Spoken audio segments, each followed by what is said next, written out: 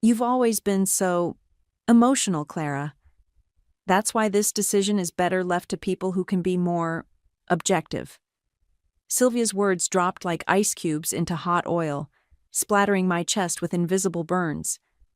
I stared at her across the long mahogany dining table, the kind with a centerpiece no one ever touches and chairs no one ever relaxes in. Her pearls gleamed under the chandelier, and her smile was so polite it made me want to scream. My name is Clara, and I've sat through a lot of fake dinners in this house. But tonight I knew something was coming. I just didn't know how far they'd go. Samuel sat next to me, his hand resting on my thigh like a paperweight. I could feel the heat of his palm, but not the comfort. He wasn't looking at me. He was watching his father, who was unfolding a stack of papers with a slow, deliberate precision, like they were sacred. Martin cleared his throat. We've been thinking about Lisa's care fund. It's a substantial amount, and with the right oversight, it could go even further. I blinked. Further than what? It's not an investment portfolio. It's for her therapy, her equipment, her... Exactly, Sylvia cut in, nodding like it was her idea. And we can help with that. We know people. We can maximize its potential. I laughed. It slipped out before I could stop it. Maximize? She's not a business venture. She's my sister. Samuel finally looked at me. Clara, no one's saying she isn't, but you're too close to this. You're not thinking long term. I turned to him slowly. You mean like when I changed her feeding tubes at 2 a.m. for 6 years? Or when I fought the insurance company for 6 months to cover her new wheelchair? That kind of too close. His jaw tensed. You're being defensive. And you're being a coward, I snapped, my voice sharper than I intended. The room went silent except for the faint clinking of Sylvia's fork against her untouched salad. Martin slid the papers toward me. This is just a transfer of guardianship over the fund. You'll still be her legal guardian. But the financial side, well, it's better handled by professionals. Professionals like you? I asked, my voice flat. Sylvia's smile didn't falter. It's not personal, dear. It's just what's best for Lisa. I looked down at the papers. The legalese blurred together, but I recognized the structure. They wanted control of the trust, full financial authority, and they thought I'd just hand it over. Samuel's hand pressed harder against my leg. Clara, sign it. I turned to him. Just like that? He nodded. It's not a big deal. I stared at him. Really stared. The man I married. The man who once said he loved how fiercely I protected Lisa. The man who now sat beside me, siding with people who saw my sister as a liability. I reached for the pen. Sylvia's eyes lit up. You're doing the right thing. I signed. One stroke at a time. My signature neat and slow, like I had all the time in the world. When I finished, I looked up and smiled. You're right, I said, handing the papers back. It's better this way. Sylvia exhaled like she'd just won a war. You won't regret this. I stood up, smoothing my dress. Oh, I'm sure I won't. Samuel looked relieved. See? That wasn't so hard. I leaned down, kissed him lightly on the cheek. Not hard at all. Then I picked up my phone from under the napkin beside my plate, slid it into my purse, and walked out of the dining room. They didn't know what I knew. They didn't know that 2 weeks ago, I found encrypted messages between Samuel and his parents, that I'd seen the bank account inquiries, the subtle shifts in his behavior, the way he started asking about Lisa's expenses like it was his business. They didn't know I'd already moved the money. They didn't know I'd already restructured the fund under a bulletproof trust, with a lawyer who specialized in disability protections. And they definitely didn't know that the entire dinner, every word, every manipulative suggestion, every smug little nudge, was recorded. I stepped into the cool night air, the quiet hum of crickets greeting me like old friends. My heart was pounding, but not from fear, from rage, from clarity, from the kind of calm that comes right before the storm. I got into my car, started the engine, and called Iris. "It's done," I said. She whistled. "You signed?" "Yep." "And the recording?" "Crystal clear, every word." There was a pause. "You okay?" I looked at my reflection in the rearview mirror. My eyes were steady, my mouth a line of steel. "They think they won," I said. "Let them," Iris replied. I hung up and drove home. Lisa was already asleep when I got in. Her breathing was soft and rhythmic, the kind of sound that reminded me why I fought so hard. I sat beside her bed, brushing a strand of hair from her forehead. "They think they can take you from me," I whispered. "But they don't know who they're dealing with." I kissed her cheek and stood up. Tomorrow the real game would begin. The first time I noticed something was off, Samuel left his phone face down on the kitchen counter. He never did that, not unless he was hiding something. I was chopping vegetables for dinner, Lisa humming softly in her chair behind me, when his phone lit up. The preview flashed a name I didn't recognize, M. Harris. And a message. "She doesn't suspect a thing. I'll get her to sign by next week." I didn't touch the phone. I didn't need to. That one message told me everything. That night, after Samuel fell asleep, I slipped out of bed and called Iris. "You were right," I whispered into the phone. "They're planning something." "Okay," she said, instantly alert. "We're not waiting. I'm putting you in touch with someone tomorrow. Trust me, you'll want him on your side." The next day, I met Duncan in a small office above a bakery downtown. No fancy suits, no marble floors, just a man in rolled-up sleeves and a shelf full of disability law books. He shook my hand firmly. "Iris said you're in a situation." I slid a folder across the table. "My sister's trust fund. My husband and his parents are trying to take control of it. They say I'm too emotional to manage it." Duncan opened the folder, flipping through the documents. "Is your sister under your legal guardianship?" "Yes, fully. I've been her caregiver since we lost our parents." He nodded. "Then they don't have a leg to stand on. But we're not just going to defend. We're going to make sure they can't touch a penny." He explained the steps. We'd restructure the fund into a special needs trust, fully protected and legally insulated. I'd remain the sole trustee, with built-in oversight to satisfy any court. And best of all, completely invisible to anyone who wasn't authorized. "They'll think they've won," Duncan said, tapping the table. "Let them. That's when they get sloppy." I signed the documents with shaking hands. Not from fear, from adrenaline. Back at home, I started planting seeds. I left my phone out more often. I asked Samuel vague questions about money. I acted confused when he mentioned long-term planning. I let him think I was tired, overwhelmed, vulnerable. And I installed voice recorders, one under the dining room table, another in the living room lamp, a third in my home office, tucked behind a stack of books. I didn't care about the ethics. They were coming for Lisa's future. There was no line I wouldn't cross. A week later, I met Iris at our usual coffee spot. "You ready for this?" she asked, sipping her iced latte. "They're planning a dinner," I said. "Sylvia invited me like it was a casual get-together, but I know they're going to pull the trigger." Iris smirked. "You going to let them?" "Oh, I'm going to let them think they did." We went over the plan again. I'd sign the papers, smile, play the part, then let them walk straight into the trap. The night of the dinner, I dressed carefully. Conservative, soft colors. Nothing that said war. I tucked my phone under a napkin on the table before anyone else arrived. The recorder was already running. Samuel kissed my cheek like everything was normal. Sylvia complimented my dress. Martin poured wine. It was all rehearsed. A performance, and I played my role perfectly. When they slid the papers across the table, I didn't flinch. I didn't argue. I signed with a smile, handed the pen back, and watched their faces light up like they'd just won the lottery. They had no idea the money was already gone. That night, after I left the Harris estate, I went home and backed up everything.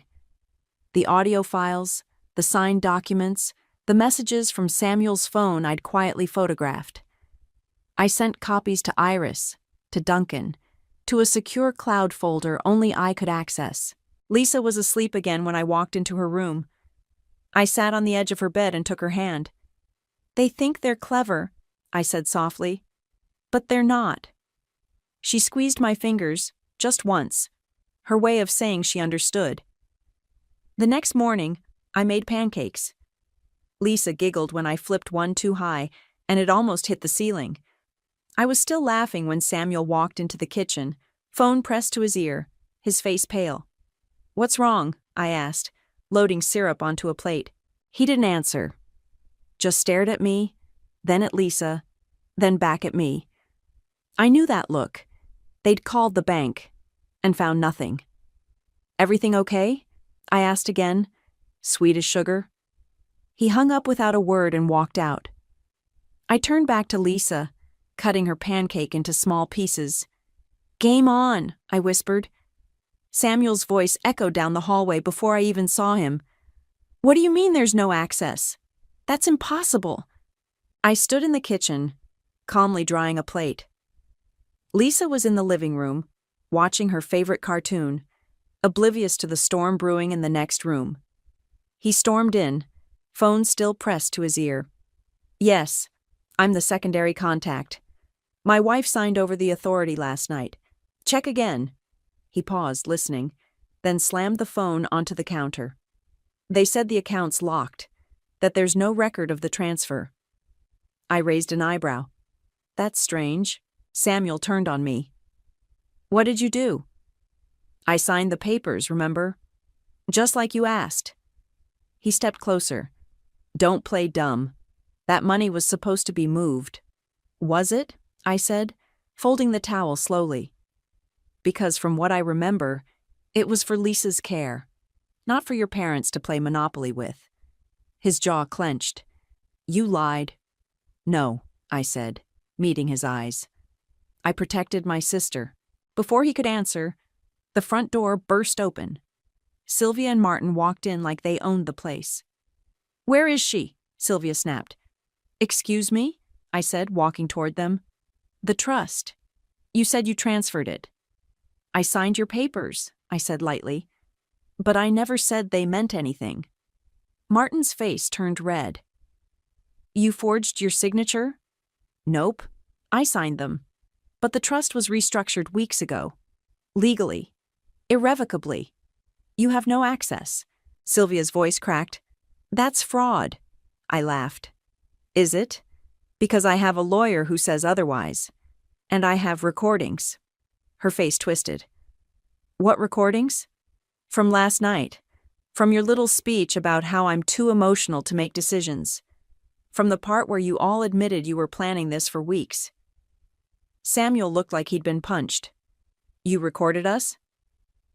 I walked to my office, opened the drawer, and pulled out a small speaker. I hit play. Sylvia's voice filled the room. "She's too attached. We'll handle it better. This is for the best." Then Martin. "She won't fight it. She's not that smart." Then Samuel. "She'll sign. I'll make sure of it." I hit stop. Silence. Sylvia's hands were shaking. "You can't use that in court." I smiled. "Actually, I can. I consulted a lawyer before I did anything. Everything was done under legal guidance. You might want to brush up on the laws around consent and financial manipulation." Martin stepped forward. "You're going to regret this." "Are you threatening me in my own home?" I asked, tilting my head. "Because I can add that to the report." Sylvia looked at Samuel. "Do something." He didn't move. He just stared at the floor, hands in his pockets. I walked past them and sat beside Lisa, who was still watching TV, unaware of the chaos.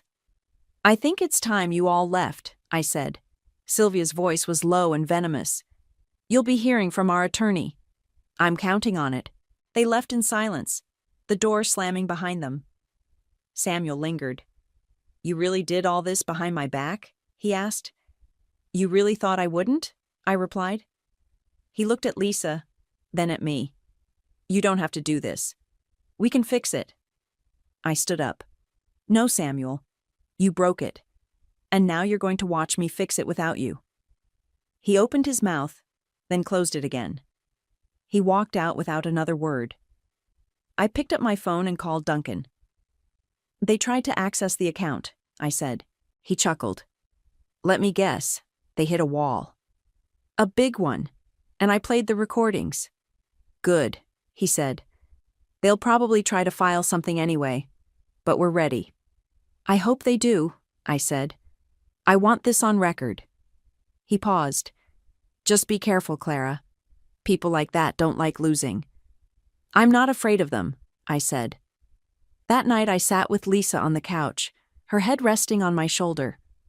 The house was quiet again, but my mind was racing. They thought I was weak. They thought I'd fold.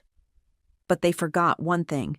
I've been fighting for Lisa her whole life, and I'm just getting started. I was folding laundry when Samuel knocked on the bedroom door like he lived in someone else's house. Can we talk? He asked, voice soft. I didn't look up. You're already talking. He stepped inside, hands in his pockets, eyes darting to the basket of Lisa's clothes on the bed. I feel like things got out of hand. I dropped a folded shirt into the pile. You mean when your parents tried to steal from my disabled sister? He flinched. That's not fair. Isn't it? I turned to face him. You sat there while they called me unstable and told me I wasn't fit to handle her care. You didn't say a word. I was trying to keep the peace. No, I said. You were trying to stay in their good graces. He sighed. They just want what's best for the family. I stared at him. Lisa is my family. You made it clear she never counted to yours. He sat on the edge of the bed. Can we start over? I'm serious. No more secrets. I crossed my arms. You're about 3 betrayals too late. He looked up at me, eyes glossy. I miss us. I didn't reply. I picked up the laundry basket and walked out. That afternoon, I got a message from an old acquaintance, Jessica. We'd met years ago at a Harris family event, bonded over awkward small talk and wine. She'd once pulled me aside when I first got engaged to Samuel and said, "Be careful. They don't like women they can't control." I hadn't listened then. I was listening now. Her message was simple. I heard what happened. I have something you need to know. We met at a quiet cafe off Main Street. She looked older, sharper. There was something in her eyes. Regret, maybe. They tried this before, she said, stirring her tea. With my cousin. She had Down syndrome. Her parents left a small trust for her after they passed. I leaned in. What happened? Jessica's jaw tightened. Sylvia convinced the girl's aunt to hand over control. Said she'd invest it, grow it. Within a year, the money was gone. All of it. Gone where? No one knows. The aunt tried to sue, but Sylvia claimed it was a market crash. Said she'd done everything legally. They buried it. I sat back, cold spreading through my chest. Why didn't you say anything before? I tried. Remember that wedding? I pulled you aside, but you were glowing and in love, and I didn't want to be the bitter friend. You should have said it anyway. I know, she said. That's why I'm saying it now. I left with a signed statement from Jessica and a file of old emails she'd saved. Ones that showed Sylvia manipulating financial decisions, pushing people into signing things they didn't understand. When I got home, Iris was already waiting on my porch. You're not going to like this, she said, holding up a manila envelope. What now? She handed it to me. They filed a lawsuit. Fraud and mismanagement of funds. I opened it. Legal jargon, court dates, accusations. My stomach turned. They're accusing you of stealing from Lisa, Iris said, trying to flip the narrative. I laughed, but it sounded hollow. Of course they are. "We'll fight it," she said. "You have everything on your side. The recordings, the documents, Jessica's statement. They're grasping at straws." Inside, Lisa was in her chair playing with a stuffed rabbit. She looked up and smiled when I walked in. I knelt beside her. "They're still trying, baby.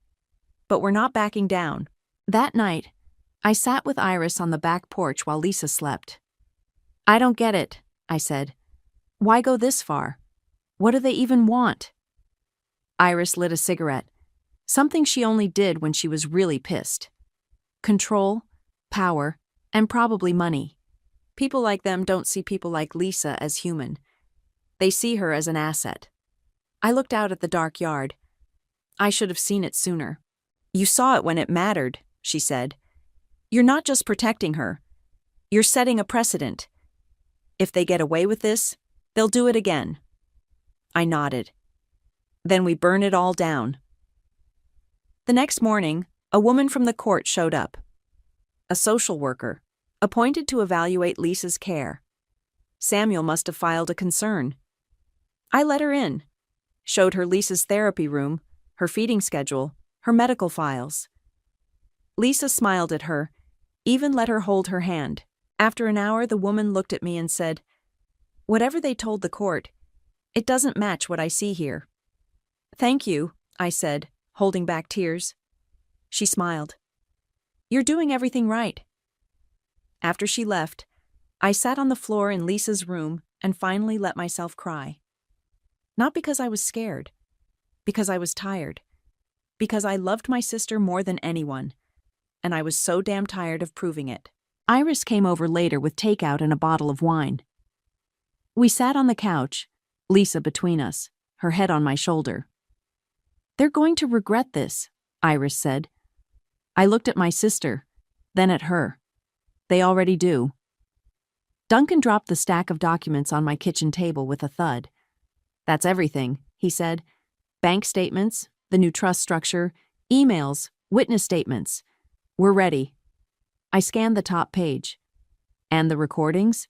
"Labeled, time-stamped, and transcribed." "You did good, Clara." Lisa was in her chair by the window, watching the birds outside. She turned her head slightly when Duncan spoke, and he gave her a warm smile. "We're going to make sure no one ever touches your money again, sweetheart." I touched her shoulder, then looked at Duncan. "They're not going to back down, are they?" "No, but we'll bury them in truth." He packed up and promised to file everything first thing in the morning. After he left, I went to the kitchen to start dinner. I had just set water to boil when my phone rang. Unknown number. I answered. "Hello? Clara?" a woman's voice said. "This is Amy, Lisa's nurse. I got a call from your husband today." I froze. "What did he say?" "He asked questions about Lisa's care. If I'd noticed anything off. If you ever seemed overwhelmed or unstable." I gripped the counter. He's trying to build a case. I told him everything's fine, that Lisa's thriving, that you're the most dedicated caregiver I've ever worked with. "Thank you," I said quietly. "I just thought you should know." Something about his tone. It didn't feel right. After we hung up, I sat down and stared at the floor. This wasn't just about money anymore. Samuel was trying to paint me as unfit. He was going to drag my name through the mud to get what he wanted. Iris came over an hour later, holding a folder. "Got something," she said, walking straight to the table. "Look at this." She pulled out a document, a property deed. "Martin took out a second mortgage on their vacation home 3 years ago," she said. "But the loan was backed by assets he didn't actually own." I frowned. "That's fraud." "Exactly. And guess what? He listed Lisa's trust fund as a family asset in the application." My stomach dropped. He used her name? Not directly. Just dependent family trust. But it's enough. He was planning this for a while. I stared at the paper. "They're in deeper than we thought." Iris nodded. "They're desperate. That's why they're coming after you so hard." We sat in silence for a moment, the weight of it all pressing down. "I can't believe I married into this," I said. Iris looked at me. "You loved him." "I thought I did." She reached over and squeezed my hand. "You loved the version of him he showed you. That's not your fault." I nodded, blinking fast. Later that night, after Lisa was asleep, I sat on the porch with a glass of wine. Iris had gone home, and the house was quiet again. I scrolled through old photos on my phone, me and Samuel at the beach, laughing, him holding Lisa's hand at Christmas. Fake moments, or maybe real ones once. I didn't know anymore. My phone buzzed. A text from Duncan. "Evaluator cleared your household. Report filed. You're in the clear." I exhaled. The next morning, I walked into Duncan's office with a new fire in my chest. "They want to fight?" I said. "Let's give them one." He smiled. "That's what I like to hear." We filed a counter motion, a restraining order against the Harris family. No contact with Lisa. No access to the trust. No interference of any kind. We submitted every recording, every email, every document. Jessica's statement, the nurse's testimony, the mortgage fraud. We didn't just build a defense. We built a wrecking ball. That afternoon, I got a call from Samuel. "I need to see you," he said, voice hoarse. "Why?" "Please, just one conversation." I agreed, but only in public. We met at a park near downtown, open space, lots of people. I sat on a bench. He showed up late, eyes bloodshot, tie loose, hair a mess. He sat beside me without a word. "What do you want, Samuel?" He rubbed his face. "I messed up." I said nothing. I didn't think it would go this far. I thought we could control it, that we could help. "You wanted to help?" I snapped. "By stealing from a woman who can't speak for herself?" He looked down. "I'm being investigated. At work. Insider trading. Someone tipped them off." I raised an eyebrow. "That sounds serious. I could lose everything." I turned to him. "You already did." He looked at me, eyes pleading. "Clara, can you fix this?" I stood up. "You called me too emotional, but you want me to clean up your mess?" He didn't answer. I leaned in, my voice low. "You tried to take everything from me, from Lisa. And now you want mercy?" He looked away. I walked off without saying another word. Some bridges don't burn. They explode. "You're sure you want to do this?" Duncan asked, sliding the thick packet across his desk. I picked it up, flipped through the pages. "Absolutely." We were filing the restraining order today, against Sylvia, Martin, and Samuel. It covered Lisa, the trust, and me. No contact, no interference, no loopholes. Duncan tapped the packet. "This will go public. They'll get served. Their names will be on record." "Good," I said.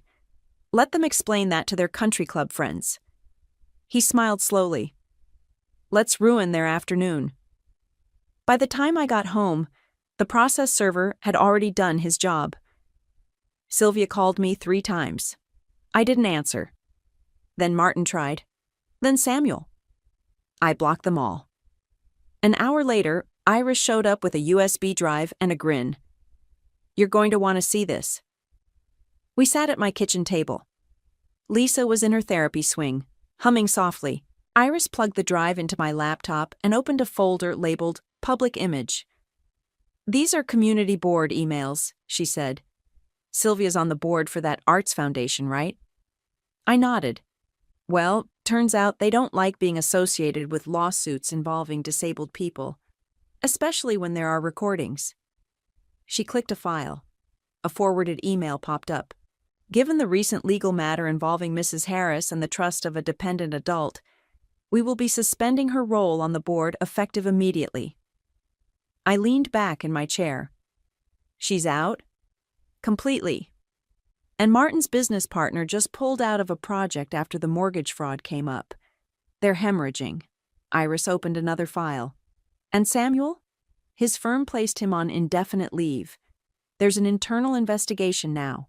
I stared at the screen. All of this, it's actually working. Clara, she said, you didn't just protect Lisa. You exposed them. People like that count on silence. That night, I finally let myself breathe. Not relax, just breathe. Until the doorbell rang. I opened it to find Samuel. Drunk, red-eyed, slurring. Please, he said. You have to help me. I stepped outside, closing the door behind me. You shouldn't be here. I lost everything, he said, swaying slightly. My job. My parents won't talk to me. I'm under investigation. Clara, I'm ruined. You did that to yourself. I didn't know they'd go this far, he whispered. They told me it was just a formality, that we'd help Lisa, that you'd be okay. I stared at him. You sat there while they planned to steal from her. You called me unstable.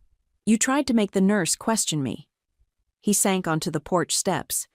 I don't even know who I am anymore. I do, I said. You're a man who let his family destroy everything good in his life because he was too weak to stand up to them. He looked up at me, eyes glassy. I loved you. No, I said. You loved control. And when you lost it, you chose them. He reached for my hand. Clara, please. I stepped back. You need to leave. Now. He stood slowly, stumbled, then walked down the steps and into the night. I locked the door behind him and leaned against it, heart pounding. The next morning, Duncan called. Court date is set. 2 weeks. I nodded, even though he couldn't see me. We'll be ready. He paused. You okay? Getting there. 2 weeks passed in a blur. Prep meetings, witness calls, final paperwork. Jessica agreed to testify in person. Amy, Lisa's nurse, wrote a glowing affidavit. The court-appointed evaluator submitted her report. Clara provides exceptional care in a loving, stable environment. The morning of the hearing, I dressed Lisa in her favorite yellow sweater. I wore black. Not for mourning, for clarity. Iris picked us up, her car already stocked with snacks and water bottles. You ready to end this? She asked. I looked at Lisa in the back seat, smiling at her reflection in the window. Let's finish it. When we walked into the courthouse, Sylvia and Martin were already there. Sylvia wore a stiff navy suit and a frozen smile. Martin didn't look at me. Samuel sat behind them, alone. The hearing started. Duncan laid everything out, chronologically, clearly, with receipts. Literally. He played the recordings. He showed the trust restructuring. He submitted the mortgage documents, the board emails, Jessica's statement. Sylvia's lawyer tried to argue concern for Lisa's future. Duncan countered with, then why attempt to access the trust before the ink was dry? The judge listened, stone-faced. Then it was my turn. I stood. My hands didn't shake. I've cared for my sister since I was 19. I changed her feeding tubes. I fought for her therapies. I've never missed a single appointment. The only time she's ever been in a hospital is when her spine surgery got scheduled early. She is my family, and I will never let anyone use her for profit or power. Silence. The judge looked at the Harrises. Then the verdict came. Restraining order granted. Permanent. Sylvia and Martin, barred from contacting Lisa or accessing the trust. Samuel, no legal standing, no access, no rights. I was reaffirmed as sole guardian and trustee. Outside the courtroom, Samuel followed me down the steps. Clara, I turned to him. You called me too emotional, I said. Funny. That's the only thing that kept me from burying you further. He didn't reply.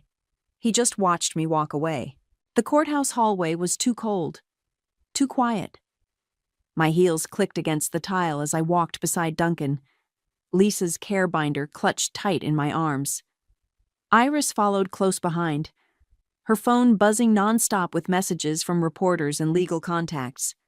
They're already asking for statements, she whispered. Let them wait, I said. Inside the courtroom, Sylvia sat stiff-backed, her lips pressed into a line so tight it looked painful. Martin sat beside her, his face pale, eyes darting around like he was looking for an exit. Samuel was alone again, slumped in the back row, a shadow of the man I used to know. The judge entered. We all stood. Let's proceed, she said, her voice even. Duncan stepped forward first. Your Honor, we're submitting final evidence of the trust's legal restructuring, along with documentation of recorded conversations, financial misconduct, and prior incidents of exploitation involving the plaintiffs. He handed over a thick folder. The judge flipped through it without a word. Then Sylvia's lawyer stood.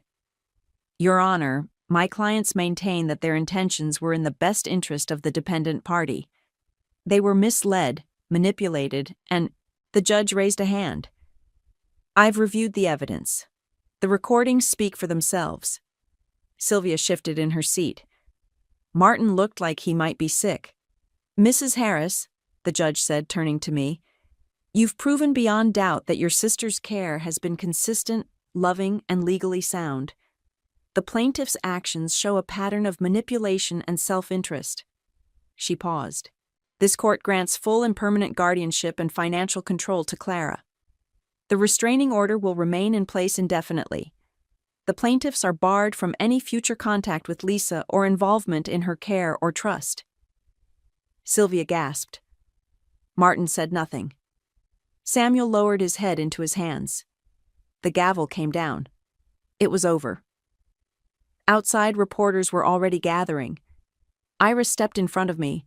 No comment, she said firmly, shielding me and Lisa as we walked down the steps. I didn't stop until we reached the car. I opened the door, helped Lisa in, and fastened her belt. She looked up at me and smiled, her eyes bright. We did it, I whispered, brushing her hair back. Iris opened the passenger door. You want me to drive?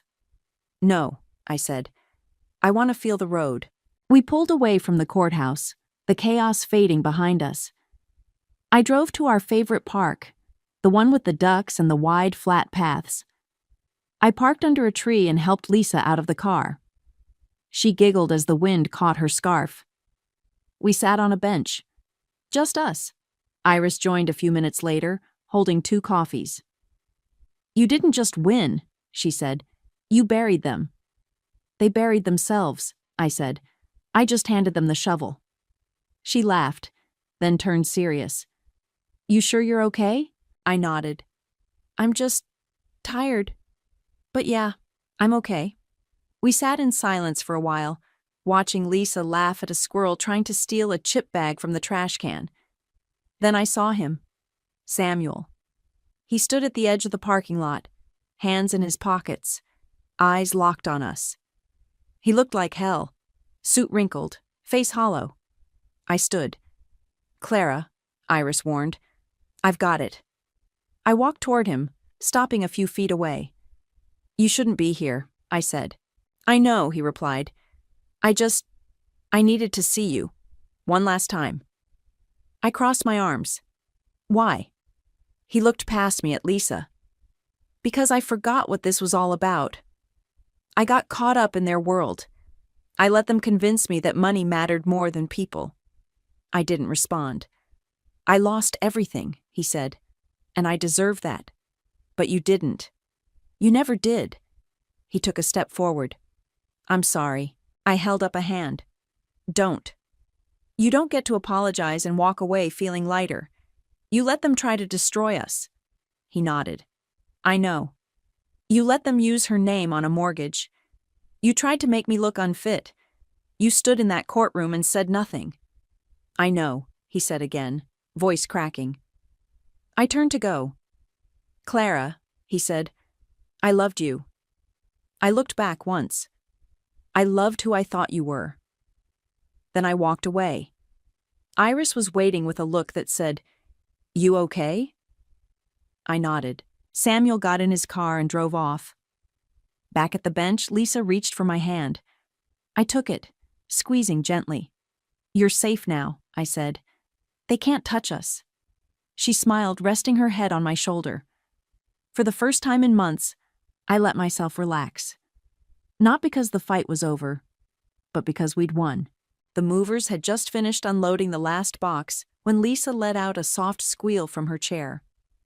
Her eyes were locked on the window in front of her, where sunlight streamed through sheer lavender curtains and spilled across the hardwood floor.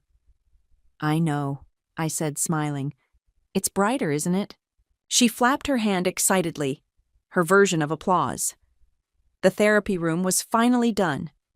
Soft foam mats, a new adjustable bed, shelves filled with sensory toys and books.